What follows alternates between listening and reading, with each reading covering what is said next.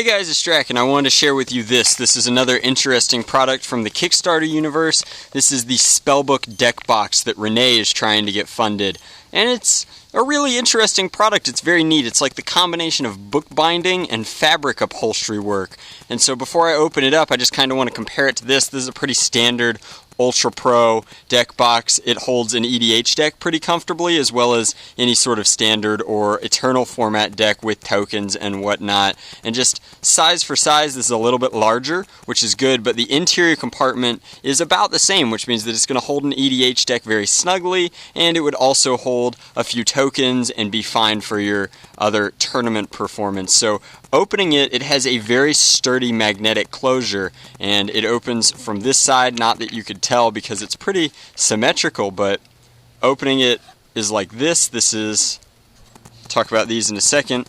This is a custom fabric lining. In this case it's red. The exterior is a brown kind of distressed fabric to simulate a leather bookbinding. And then this is what's really neat. She had custom made this page kind of fabric so that it looks and feels like fabric, or it looks like book pages that have been very worn but feels like fabric. The magnetic closure is very snappy. I want to say it's a bar magnet here and then something similar over here. So there we go. That kind of showcases it. Holds it very snug and secure in any sort of bag situation, but also snaps shut. Very satisfying, kind of like opening your lore. I wish there was an Acromicon version, but maybe next time if she gets funded. So I will put a link to her description for the Kickstarter down below in the YouTube description box. These are counters made with walnuts. They're one of the lesser tiers of donation, and so they're laser cut wooden counters. These are +1 +1s that flip into -1s. I think she also has some suspension counters as well as loyalty counters, and those are equally as cool. So I'm going to tump those out. And then this is my favorite, second favorite EDH deck to play, is my Rise of the Redeemed deck.